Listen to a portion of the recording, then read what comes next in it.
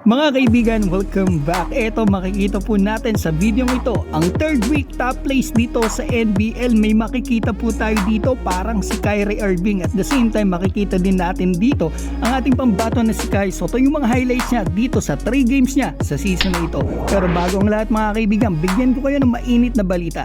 Kilala naman po nating lahat etong si Aaron Bates. Galing ng NBA, matagal sa NBA, nag-champion pa ito. At ngayon kaibigan, dito sa NBL, hindi pa po siya nakakakuha ng panalo. 0-5 ang kanyang kuponan. So eto, punta tayo sa isa pang mainit na balita ngayon. Ang kababayan po natin, eto si Juan Gomez de Liano ay nandito na po sa Lithuania.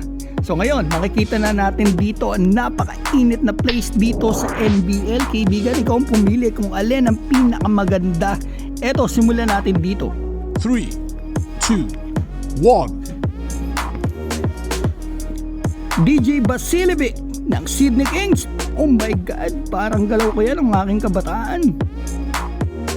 Ginagawa ko rin yan mga kaibigan ng kabataan ko. Tingnan natin kung sinong pinakamalupit na galaw dito sa third week ng October. Trajan Tucker, Dipsy Du.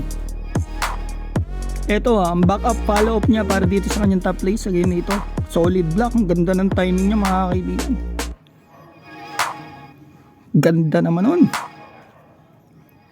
Ito hindi ko to kilala, sa New Zealand Breaker. Nakalimutan ko pangalan yun. Galing, ganda ng kanyang crossover, drop step, dunk.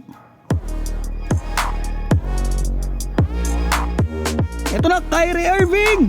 Kala ko si Kyrie Irving mga kaibigan. Kung nanonood kayo ng NBA, mapapansin nyo parang galaw nito ay si Kyrie Irving. Mga idol nyo si Kyrie Irving. Pati yung buhok niya.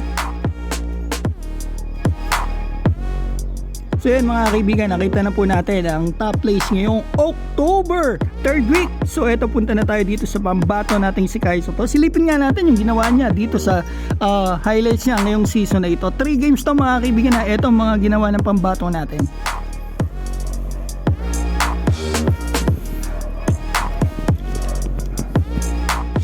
Great block. Medyo nasaktan ata pambato natin doon.